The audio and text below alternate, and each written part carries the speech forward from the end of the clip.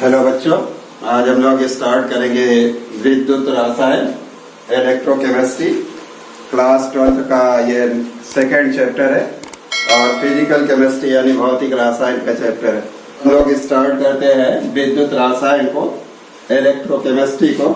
Electrochemistry है क्या, जो सेकंड चैप्टर है, वैसे स्टूडेंटों को ये चैप्टर बहुत टफ लगता है यानी कठिन लगता है, क्योंकि इसमें कुछ थियरी बच्चे सीख करके और कुछ न्यूमेरिकल करके ये समझते हैं कि हम कंप्लीट चैप्टर को थ्रोली कर लेंगे यानी अच्छी तरीके से कर लेंगे। बट होता क्या है कि बच्चे इसमें आगे चल करके जो टिपिकल क्वेश्चन आते हैं, जो कठिन प्रश्न आते हैं, जो कठिन न्यूमेरिकल आते हैं, आंकिक प्रश्न आते हैं, उनमें वे फंस जाते हैं। तो ये थोड़ा सा इंटरेस्टिंग चैप्टर भी है और थोड़ा सा बहुत बच्चों को कुछ टफ भी लगता है। तो हम लोग इस टफनेस को यानी इसकी कठिनाई को, डिफिकल्टीज को यह पूरी तरह से दूर करेंगे और आपको एक एक टॉपिक अच्छी तरीके से समझाएंगे और उस टॉपिक को हम आप लोग उसे नोट करते रहें ताकि आपको टफ न्यूमेरिकल में कोई कठिनाई ना हो यानी हल करने में कोई कठिनाई ना हो। ये एग्जाम के पर्पज से भी और बोर्ड एग्जाम के पर्पज से भी, कंपटीशन के पर्पज से भी एक इम्पोर्टेंट और इंटरेस्टिंग चैप्टर है। तो चलिए हम लोग स्टार्ट करते हैं इलेक्ट्रोकेमिस्ट्री को। इलेक्ट्रोकेमिस्ट्री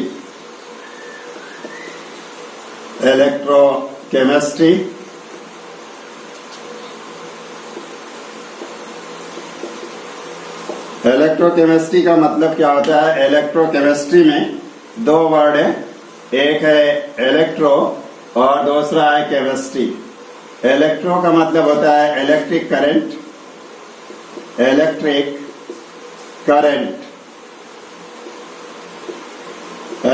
करंट और केमिस्ट्री का मतलब होता है केमिकल कंपाउंड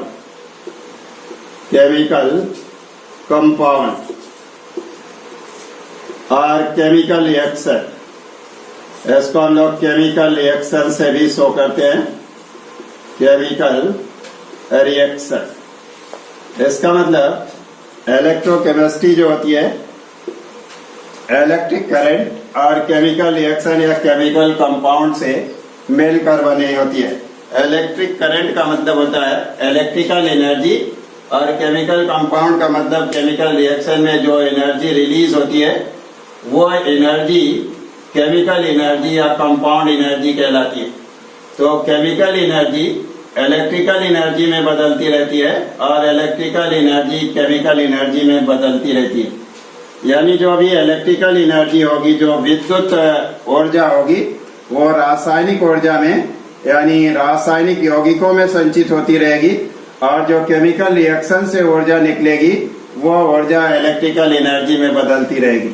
तो हम लोग इस तरीके से इलेक्ट्रोकेमिस्ट्री को कह सकते हैं कि ये कॉम्बिनेशन है। किसका combination?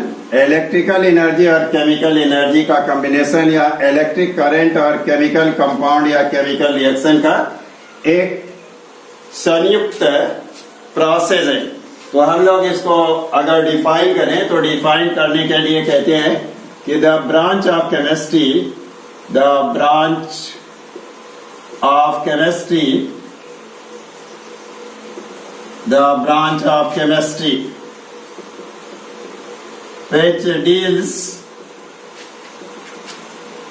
which deals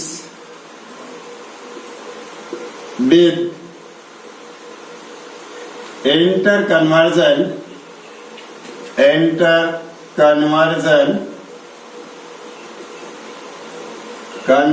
of electrical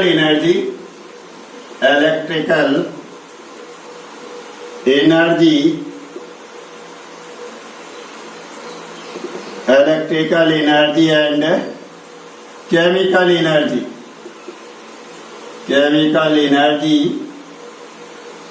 is called electrochemistry।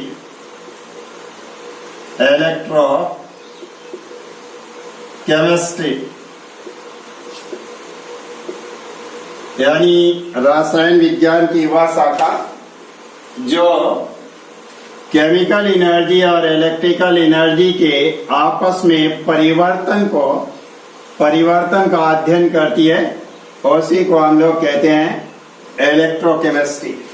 यहाँ पर हम लोग डिफरेंट टाइप्स की सेल्स यानी बैटरियां बनाना सीखेंगे और उन बैटरियों के वोल्टेज क्या होंगे, वो एनर्जी जो बैटरियों में केमिकल एनर्जी इलेक्ट्रिकल एनर्जी के रूप में कन्वर्ट होती है, कैसे कन्वर्ट होती है, तो उसकी स्टडी भी करेंगे।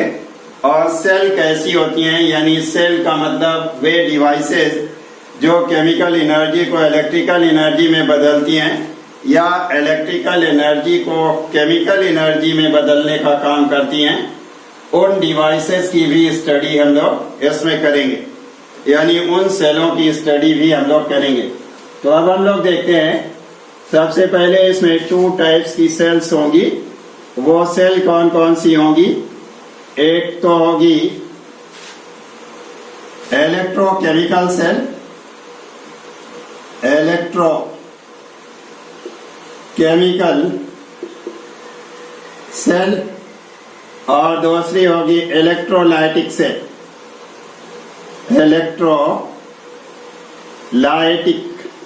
Electrolytic cell. तो हम लोग स्टडी करेंगे सबसे पहले इलेक्ट्रोकेमिकल सेल। इलेक्ट्रोकेमिकल सेल में क्या होगा, केमिकल एनर्जी जो होगी, केमिकल एनर्जी चेंज होगी किसमें, इलेक्ट्रिकल एनर्जी में, इलेक्ट्रिकल एनर्जी में, यानी जो होगी रासायनिक ऊर्जा जो होगी, केमिकल कंपाउंड के अंदर जो ऊर्जा होगी, जब केमिकल रिएक्शन होगा, उस केमिकल रिएक्शन के थ्रू जो एनर्जी रिलीज होगी यानी जो निकलेगी, वो एनर्जी चेंज किसमें होगी, इलेक्ट्रिकल एनर्जी में। वो एनर्जी चेंज हो जाएगी इलेक्ट्रिकल एनर्जी। यहाँ पर देखते हैं, ये प्रोसेस जो होती है स्पॉन्टेनियस होती है,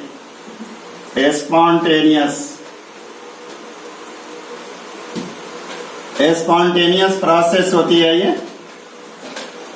और ये प्रोसेस जो होती है, यहाँ पर हम लोग देखते हैं, इसमें क्या होता है, इसमें इलेक्ट्रिकल एनर्जी केमिकल एनर्जी में चेंज होती है। Electrical energy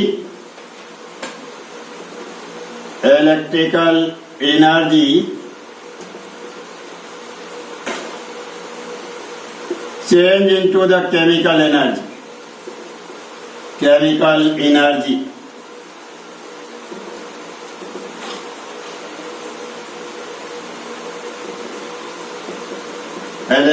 energy change in the chemical energy.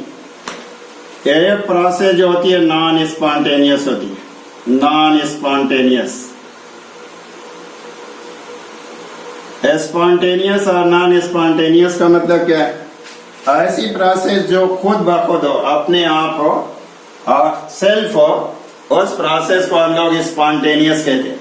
और जो प्रोसेस खुद ना हो उसको हम लोग नॉन स्पॉन्टेनियस कहते हैं। नॉन स्पॉन्टेनियस का मतलब जिस प्रोसेस को होने के लिए बाहर से एनर्जी देनी पड़े या बाहर से उसे किसी न किसी तरह से उसे कराना पड़े, तो उस प्रोसेस को हम लोग नॉन स्पॉन्टेनियस कहते हैं। लेकिन जो प्रोसेस अपने आप होती रहती है, उस प्रोसेस को हम लोग स्पॉन्टेनियस प्रोसेस कहते हैं। अब हम लोग सबसे पहले स्टडी करेंगे कि इसकी इलेक्ट्रोकेमिकल सेल की। इलेक्ट्रोकेमिकल सेल है क्या, इस पर हम लोग स्टडी करते हैं। इसके बाद इलेक्ट्रोलाइटिक सेल की स्टडी करेंगे। चलिए देखते हैं इलेक्ट्रोकेमिकल सेल।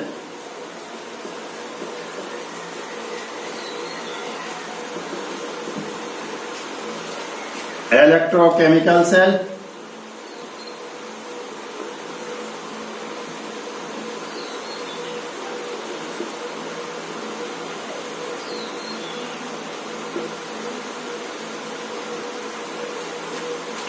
हम लोग कहते हैं कि ये ऐसी सेल जो केमिकल एनर्जी को इलेक्ट्रिकल एनर्जी में परिवर्तित करे यानी बदले, उसी सेल को हम लोग इलेक्ट्रोकेमिकल सेल कहते हैं। तो हम लोग कहेंगे the device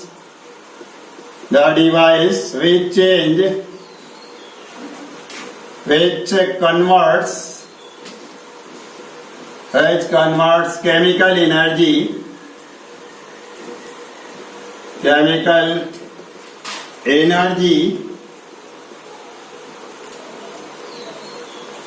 into electrical energy is called electrochemical cell.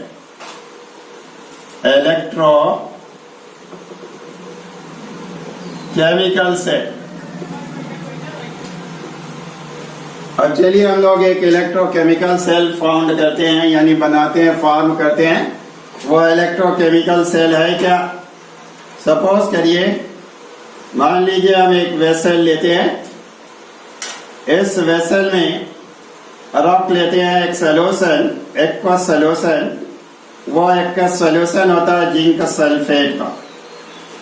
यह सोल्यूशन है जिंक सल्फेट का, और इसमें एक रॉड इस सोल्यूशन के अंदर डुबोते हैं, यानी डीप करते हैं।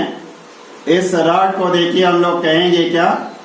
जो रॉड या प्लेट जो यूज की जाती है सेल में, उस रॉड को हम लोग कहते हैं, या उस प्लेट को हम लोग कहते हैं इलेक्ट्रोड। यह हो गया इलेक्ट्रोड।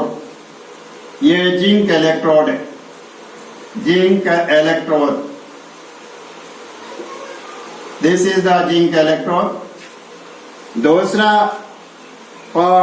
वेसल लेते हैं जिसमें हम लोग रखते क्या है? एक दूसरे केमिकल के एक्वस सोल्यूशन को लेते हैं। यह एक्वस सोल्यूशन होगा एक दूसरी धातु के साल्ट का, यानी धातु के लवण का। वो धातु लवण क्या होगा? Copper sulphate. कॉपर सल्फेट ले लिया। अब इसमें देखते हैं, इस कॉपर सल्फेट में हम लोग एक रॉड डीप करते हैं, उसी तरीके से जैसे इस वेसल में डीप की गई, यानी डालते हैं। ये रॉड होती है कॉपर की। ये रॉड हो गई कॉपर की। Cu इलेक्ट्रोड, यह Cu इलेक्ट्रोड हो गया। अब हम लोग करते क्या है? दोनों रॉड को एक चालक तार से, यानी कंडक्टर वायर से जोड़ देते हैं, और इसमें कोई ना कोई एक डिवाइस लगाते हैं जो इलेक्ट्रिक करंट को पढ़ने का काम करती है, जैसे अमीटर या गैल्वेनोमीटर को यूज कर लेते हैं। यह उसको रिप्रेजेंट करेगा। लेकिन जो इलेक्ट्रोकेमिकल सेल होती हैं, उसमें से कुछ सेल हैं जिनके एग्जाम्पल्स क्या हैं? वो एग्जाम्पल्स होंगे जैसे गैल्वेनिक सेल, गैल्वेनिक सेल, या फिर हम लोग कहते हैं वोल्टाइक सेल, या एक दूसरा भी कहते हैं हम लोग इसी को डैनियल सेल भी कहते हैं, डैनियल सेल। या इसी को हम लोग इस डिफरेंट टाइप्स की सेल कहते हैं। ये कुछ ड्राई सेल भी होती हैं। तो इन तीन तरीके से हम लोग इसको गैल्वेनिक सेल, वोल्टाइक सेल और डैनियल सेल कहते हैं। यह डैनियल सेल का एक फिगर है, या गैल्वेनिक सेल का फिगर मान लीजिए। तो यहाँ पर जिंक इलेक्ट्रोड है और यहाँ पर कॉपर इलेक्ट्रोड, और ये जिंक सल्फेट का सोल्यूशन है। तो होगा क्या? जब इस रॉड को इसमें डीप करेंगे तो इस इलेक्ट्रोड से, यानी रॉड से जिंक आयन जो होंगे वो आएंगे कहाँ? सोल्यूशन में जिंक आयन आएंगे। जब जिंक आयन आएंगे तो इस पर 2 पॉजिटिव चार्ज आएगा, और जो इलेक्ट्रॉन होगा वो यहाँ पर आ जाएगा, रॉड के ऊपर आ जाएगा। अब ये देखेंगे रॉड के ऊपर ये जिंक आयन आ रहे हैं। जिंक आयन जो जा रहे हैं सोल्यूशन के अंदर जा रहे हैं, और रॉड के ऊपर क्या आ रहे हैं? आपके इलेक्ट्रॉन, जिंक से फ्री हुए इलेक्ट्रॉन आ रहे हैं, जिसकी वजह से ये नेगेटिवली चार्ज हो जाएगी। ये रॉड जो हो जाएगी नेगेटिवली चार्ज हो जाएगी। ऐसी कंडीशन में जब यहाँ एक प्रोसेस होगी, एक केमिकल रिएक्शन होगा, वो केमिकल रिएक्शन क्या होगा, यहाँ जिंक का मेटल के एटम जो होंगे इलेक्ट्रॉन को डिस्चार्ज करेंगे, अपने 2 इलेक्ट्रॉन निकाल करके जिंक आयन के फॉर्म में कन्वर्ट हो जाएंगे और 2 इलेक्ट्रॉन निकला। इलेक्ट्रॉन निकलने का मतलब होगा ये कौन सी प्रोसेस होगी, ये ऑक्सीडेशन प्रोसेस होगी। ऑक्सीडेशन प्रोसेस यानी रिमूवल ऑफ इलेक्ट्रॉन जो होता है वो ऑक्सीडेशन होता है। यहाँ पर देखेंगे सोल्यूशन के अंदर होगा क्या, यहाँ पर होंगे कॉपर के आयंस होंगे और सल्फेट आयंस होंगे। अब होगा क्या, यहाँ पर इलेक्ट्रॉन बढ़ते जाएंगे और इलेक्ट्रॉन फ्री होंगे, इसलिए इलेक्ट्रॉन मूव करेंगे किधर से किधर की तरफ, जिधर इलेक्ट्रॉन मैक्सिमम है उधर से जिधर इलेक्ट्रॉन मिनिमम है उसकी तरफ मूव करेंगे। जब इलेक्ट्रॉन यहाँ पर आएंगे तो ये अट्रैक्ट करेंगे किसको, आकर्षित करेंगे कॉपर आयन को। जब ये कॉपर आयन को आकर्षित करेंगे तो कॉपर आयन क्या करेगा, इस रॉड पर आएगा और रॉड से इलेक्ट्रॉन को लेकर हो जाएगा सॉलिड कॉपर में चेंज हो जाएगा। सॉलिड कॉपर में चेंज होने का मतलब ये कॉपर इलेक्ट्रॉन को ले करके और चेंज हो जाएगा कॉपर सॉलिड में। ये सॉलिड और ये एक्वस है, AQ का मतलब एक्वस। यहाँ भी जिंक जो होगा ये विलियन में आएगा, इसलिए हम लोग एक्वस कहेंगे, यानी जलीय विलियन में आएगा इसलिए इसे एक्वस रिप्रेजेंट करेंगे। और ये होगा सॉलिड। यहाँ पर इलेक्ट्रॉन कॉपर ले रहा है इसलिए रिडक्शन हो रहा है, तो इसको हम लोग कहेंगे रिडक्शन प्रोसेस। रिडक्शन प्रोसेस ये डैनियल सेल या गैल्वेनिक सेल या वोल्टिक सेल जो है ये 2 इंस्ट्रूमेंटों से मिल करके बनी हुई है, 2 पार्टों से मिल करके बनी हुई है, कॉपर सल्फेट और कॉपर इलेक्ट्रोड, दूसरा जिंक सल्फेट और जिंक इलेक्ट्रोड।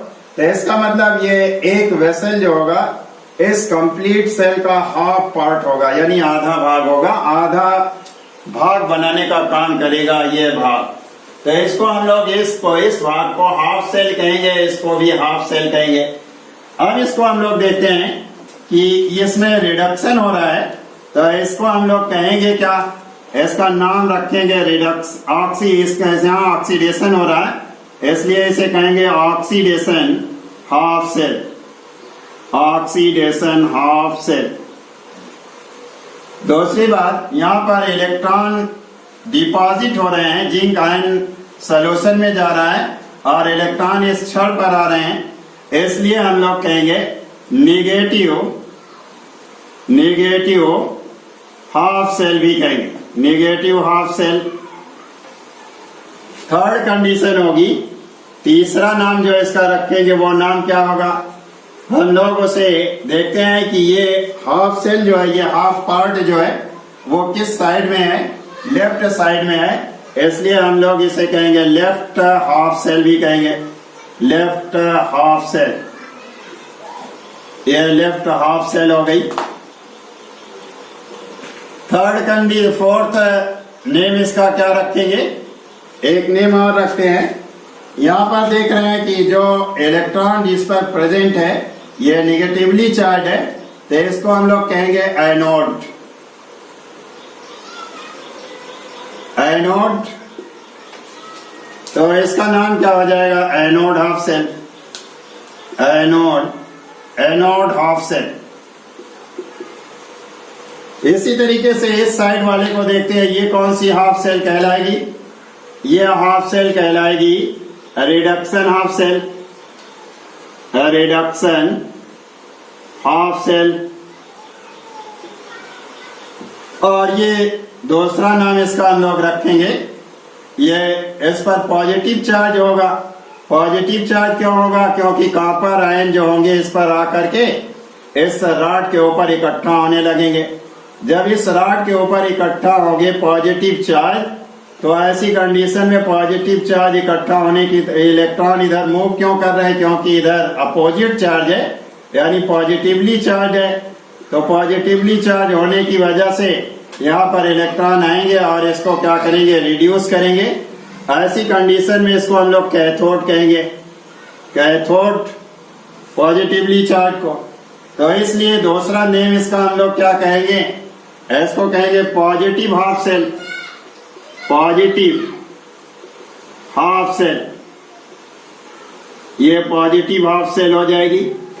दूसरी यहाँ पर अनदर नेम इसका क्या रख सकते हैं हम लोग, यहाँ पर कैथोड है, पॉजिटिव चार्ज कैथोड को रिप्रेजेंट कर रहा है, इसलिए हम लोग कहेंगे cathode, cathode half cell, half cell. चौथी कंडीशन आएगी, ये कैथोड हाफ सेल के बाद देखेंगे ये सेल हाफ सेल किस साइड में है, राइट साइड में है, इसलिए राइट साइड में होने की वजह से इसको हम लोग कहेंगे right half cell, right half cell. अब देखते हैं कि इलेक्ट्रॉन क्या होगा, एनोड से कैथोड की तरफ मूव करेगा। मोशन ऑफ इलेक्ट्रॉन जो होगा, यानी इलेक्ट्रॉन जो चलेगा वो कैथोड से एनोड की तरफ मूव करेगा। लेकिन जो करंट फ्लो होगी इस आउटर सर्किट में, यानी ये बाहरी परिपथ में, आउटर सर्किट में जो करंट फ्लो होगी वो इलेक्ट्रॉन के मोशन के अपोजिट होगी। यानी इलेक्ट्रॉन जिधर मोशन करेंगे, जिधर गति करेंगे, उसके विपरीत दिशा में होगी। यानी जिधर पॉजिटिव चार्ज मूव करेंगे उस डायरेक्शन में होगी। अगर पॉजिटिव चार्ज जिस डायरेक्शन में मूव करते हैं उस डायरेक्शन में इस आउटर सर्किट में करंट की डायरेक्शन होगी, तो वो डायरेक्शन क्या होगी, ये करंट डायरेक्शन होगी। इसको हम लोग कहेंगे करंट डायरेक्शन, करंट डायरेक्शन। यानी जिस डायरेक्शन में करंट फ्लो होगी उसको हम लोग करंट डायरेक्शन कहेंगे। अब देखते हैं कि यहाँ पर एक प्रॉब्लम आती है। वो प्रॉब्लम क्या आती है, वो प्रॉब्लम यहाँ देखते हैं हम लोग, एक लार्ज प्रॉब्लम आती है। वो प्रॉब्लम क्या, देखते हैं वो प्रॉब्लम है क्या। देखते हैं कि जिंक आयन धीरे धीरे धीरे धीरे इस लिक्विड के अंदर, यानी लिक्विड सॉल्यूशन के अंदर, जिंक सल्फेट सॉल्यूशन के अंदर आते रहते हैं। और जब जिंक सल्फेट सॉल्यूशन के अंदर आते रहेंगे कि जिंक आयनों की संख्या जो होती रहेगी इसमें बढ़ती जाएगी।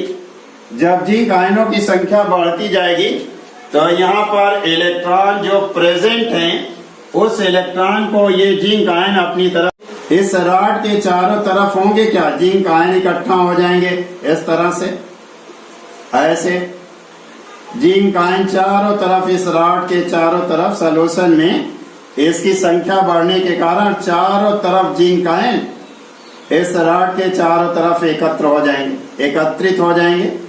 जब ये जिंक आयन एकत्रित हो जाएंगे तो ये पॉजिटिवली चार्ज है और इलेक्ट्रॉन का पर नेगेटिव चार्ज होता है, तो अपोजिट चार्ज एक दूसरे को अट्रैक्ट करते हैं। इसलिए होगा क्या, जो इलेक्ट्रॉन का मोशन है, मोशन ऑफ इलेक्ट्रॉन स्टॉप हो जाएगा, यानी बंद हो जाएगा। इलेक्ट्रॉन का मोशन बंद हो जाएगा क्योंकि ये जिंक आयन कहेंगे कि भाई आप नेगेटिवली चार्ज हैं और मैं पॉजिटिवली चार्ज हूं, इसलिए आपको अट्रैक्ट करूंगा और अब आपको जाने नहीं दूंगा, यानी आप जा नहीं सकते, बंधे रहेंगे। जब इलेक्ट्रॉन मूव नहीं करेंगे तो ऐसी कंडीशन में क्या होगा, जो करंट फ्लो हो रही है वो करंट जो होगी वो बंद हो जाएगी। यानी करंट का बहना जो होगा, इलेक्ट्रिकल एनर्जी जो होगी वो नहीं आएगी। जब इलेक्ट्रिकल एनर्जी नहीं मिलेगी तो ऐसी कंडीशन में करंट फ्लो स्टॉप हो जाएगी, यानी करंट का बहना रुक जाएगा।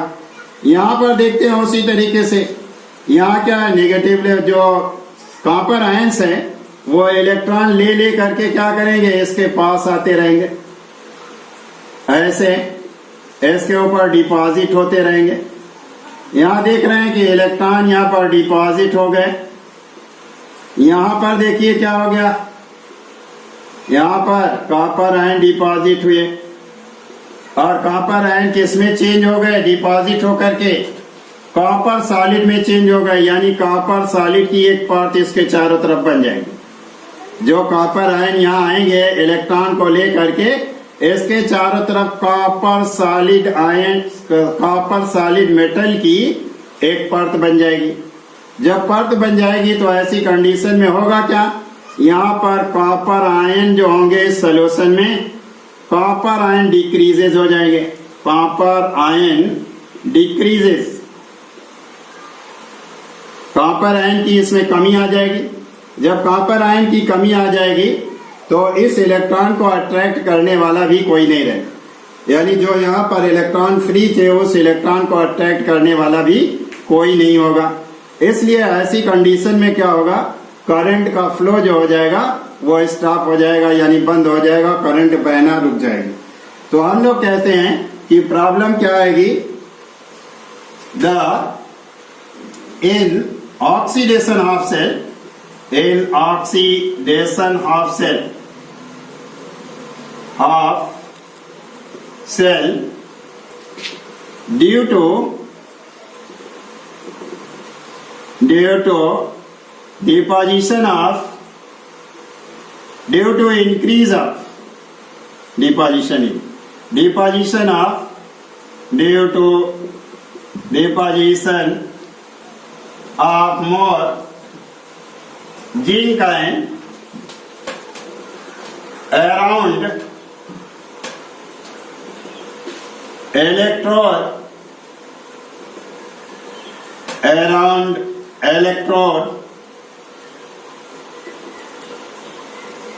in the solution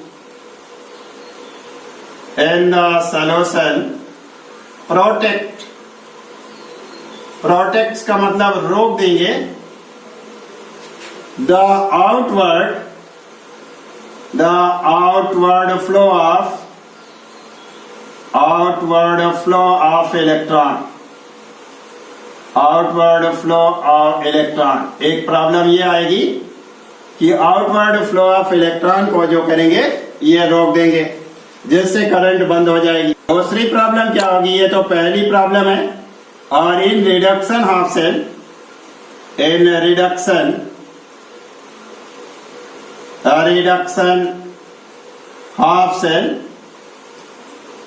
reduction of cell में क्या होगा, जो कॉपर के सॉलिड परत जो है वो करेगी क्या, यहाँ पर इलेक्ट्रॉन के फ्लो को इनसाइड द सॉल्यूशन रोक देगी। In reduction of cell the layer of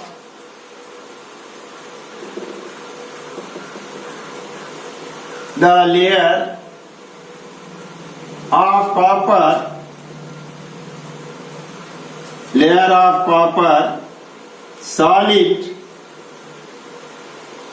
or loss of copper ion in solution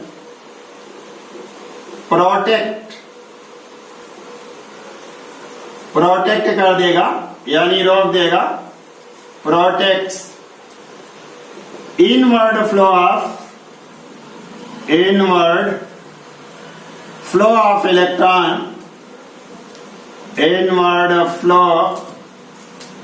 of electron, in solution. इसकी वजह से भी क्या होगा, हम लोगों की सर्किट जो होगी यानी करंट जो होगी वो बंद हो जाएगी। तो इसको आप लोग नोट भी कर सकते हैं। और इम्पोर्टेंट है कि इसे ऑक्सीडेशन प्रोसेस है, ये रिडक्शन प्रोसेस है, ये ऑक्सीडेशन हाफ सेल है। इसे निगेटिव हम लोग हाफ सेल कहते हैं, क्योंकि एनोड जो होती है वो निगेटिव होती है। इसी को हम लोग अनदर नाम से भी जो लिखा गया था आपको कहा जाता था कि एनोड हाफ सेल भी कहा जाता था, और इसी को हम लोग लेफ्ट हाफ सेल भी कहते थे। उसी तरीके से इसे reduction half cell, positive half cell, cathode half cell और राइट हाफ सेल भी कहते हैं। तो ये प्रॉब्लम आती है। अब इस प्रॉब्लम को दूर करना है, तो दूर करने के लिए क्या किया जाए ताकि ये प्रॉब्लम दूर हो जाए। तो दूर करने के लिए यहाँ पर कोई ना कोई ऐसा युक्ति बनाई जाए या कोई ना कोई ऐसी प्रोसेस लगाई जाए जिसकी वजह से जो जिंक आयन डिपोजिशन है या कॉपर लेयर्स है वो जो हो जाए वो मिनिमाइज हो जाए, यानी कम हो जाए, जिसकी वजह से इलेक्ट्रिक करंट फ्लो बना रहे। तो ऐसी कंडीशन में हम लोग यहाँ पर करते क्या क्या लगाएंगे, तो लगाते हैं सॉल्ट ब्रिज। सॉल्ट का मतलब होता है, हम लोग कहते हैं लवण, और ब्रिज का मतलब होता है पुल, यानी दोनों हाफ सेल के बीच हम लोग एक सॉल्ट ब्रिज का यूज करते हैं। देखते हैं वो सॉल्ट ब्रिज होगा क्या, कैसे हम लोग वो सॉल्ट ब्रिज यहाँ कैसे वर्क करेगा, अब उसको भी देखते हैं।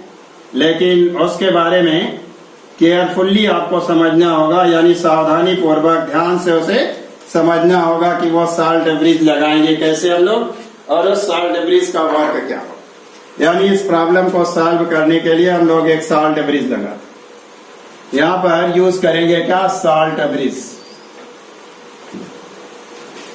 सॉल्ट ब्रिज ये प्रॉब्लम को सॉल्व करेगा।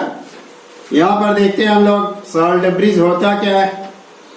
यहाँ पर सॉल्ट ब्रिज जो होगी एक इन्वर्टेड यू ट्यूब होगी, इन्वर्टेड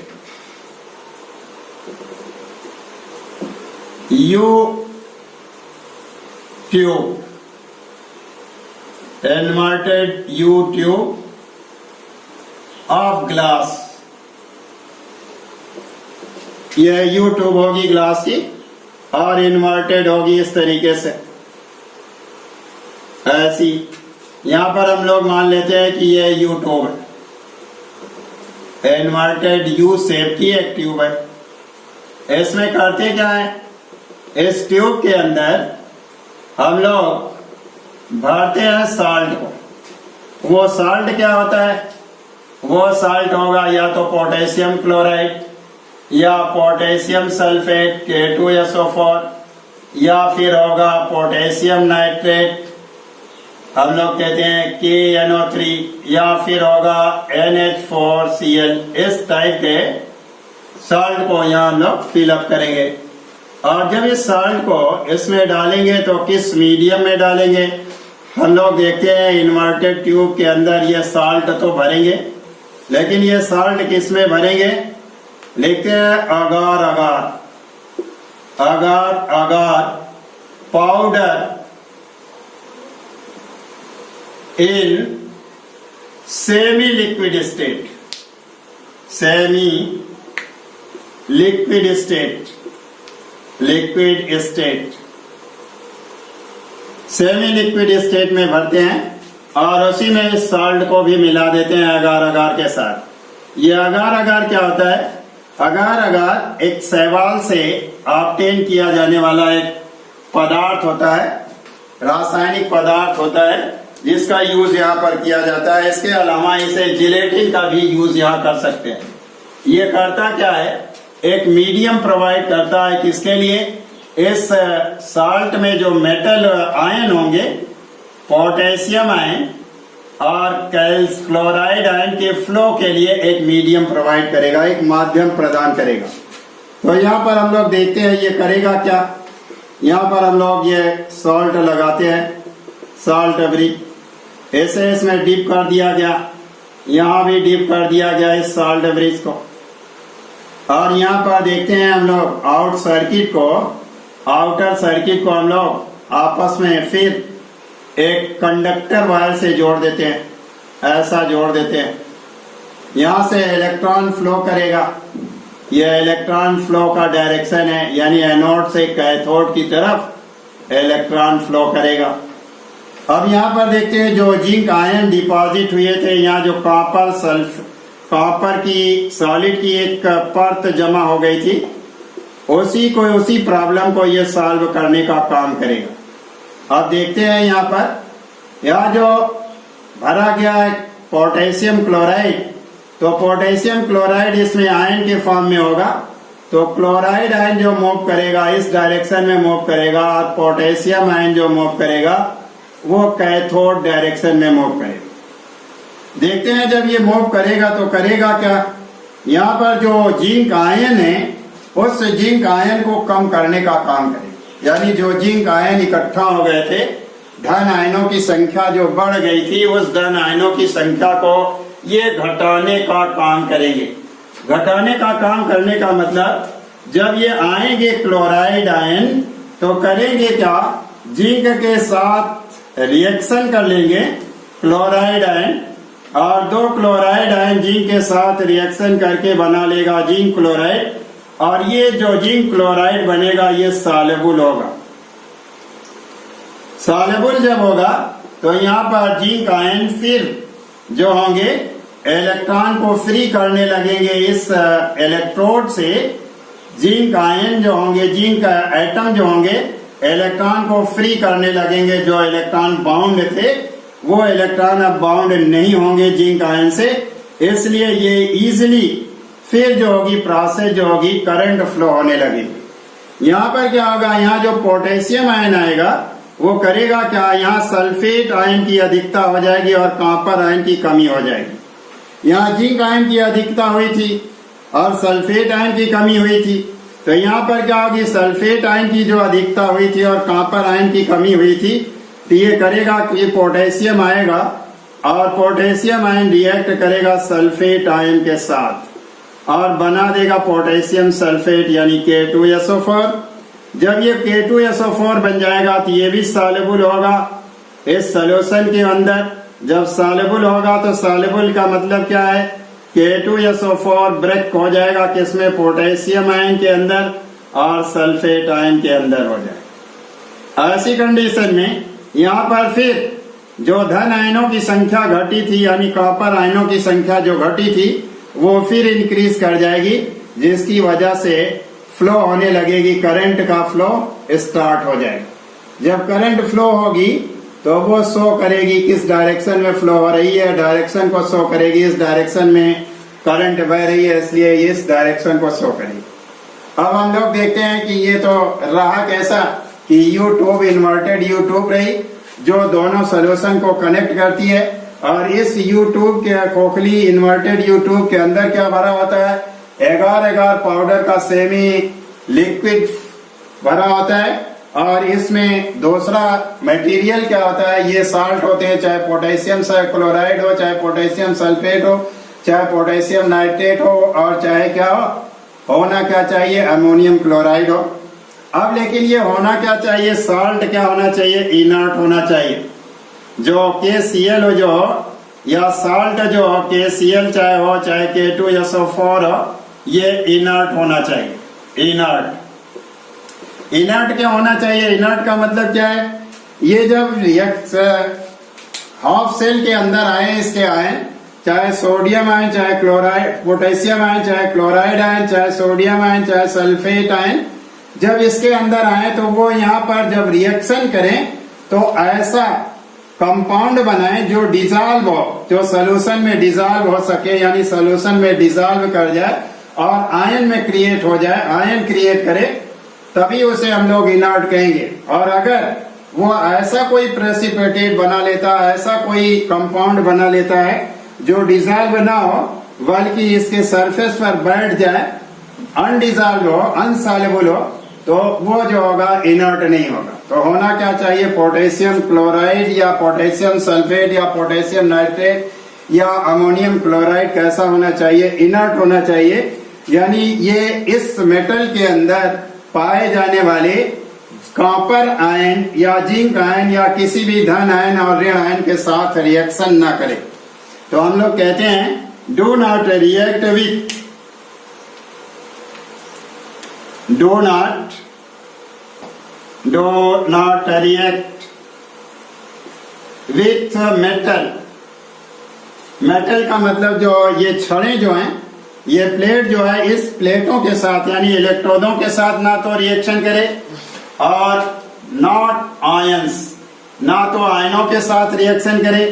डू नॉट रिएक्ट का मतलब रिएक्शन तो कर सकता लेकिन ऐसा रिएक्शन करे जो सॉल्युबल कंपाउंड बनाए, इनसॉल्युबल कंपाउंड ना बनाए, डिजॉल्व कंपाउंड बनाए, अनडिजॉल्व कंपाउंड ना बनाए। चलिए देखिए अब हम लोग बताते हैं कि ये साल्ट ब्रिज का फंक्शन क्या है। यहाँ साल्ट ब्रिज का मतलब समझ में आ गया होगा कि साल्ट ब्रिज यहाँ क्या काम करता है। यहाँ पर साल्ट ब्रिज जो होता है, जो प्रॉब्लम क्रिएट हुई थी कि इलेक्ट्रिक करंट का फ्लो बंद हो गया था, उस प्रॉब्लम को कंटिन्यू बनाए रखने का काम ये करता ताकि इलेक्ट्रिक करंट कंटिन्यू इस सेल में बहती रहे, यानी रुके ना, ये करंट चलती रहे। तो ये इंपॉर्टेंस है क्या, सॉल्ट ब्रिज के अंदर क्या क्वालिटी होनी चाहिए, वो उसका सिग्निफिकेंस। अब देखिए फंक्शन ऑफ सॉल्ट ब्रिज क्या है। फंक्शन ऑफ सॉल्ट ब्रिज,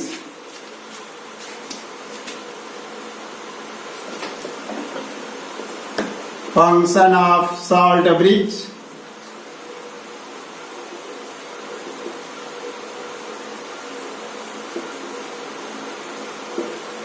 पहली कंडीशन क्या है, it maintains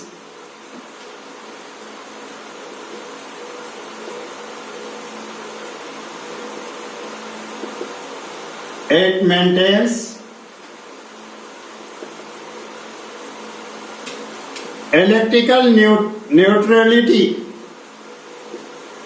electrical neutrality, electrical neutrality of each half cell, each half cell।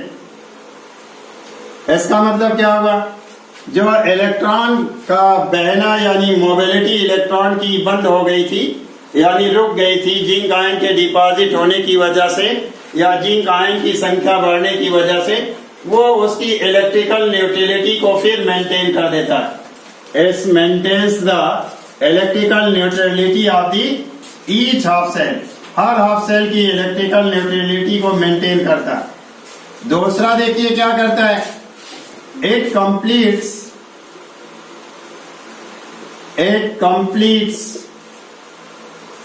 the circuit, the flow of current circuit or flow of circuit,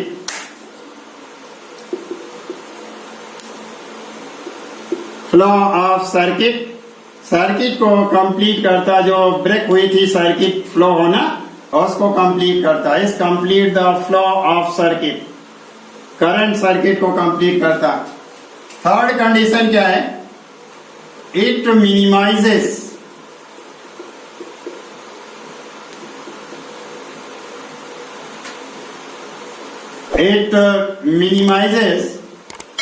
the liquid junction potential, liquid junction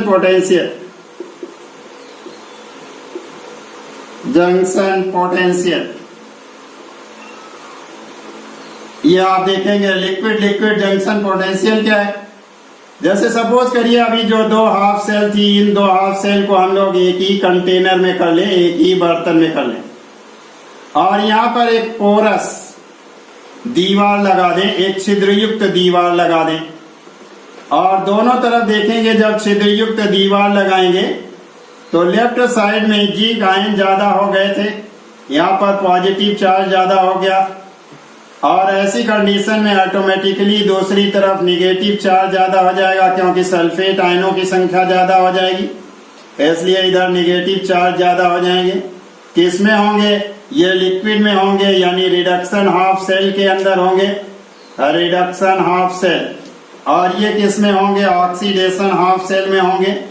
ऐसी condition में इन दोनों के बीच एक potential develop हो जाएगा जिसकी वजह से इलेक्ट्रॉन करंट किधर फ्लो, मतलब करंट किधर फ्लो होगी, ये पॉजिटिव चार्ज से निगेटिव चार्ज की तरफ इलेक्ट्रिक करंट फ्लो होने लगेगी।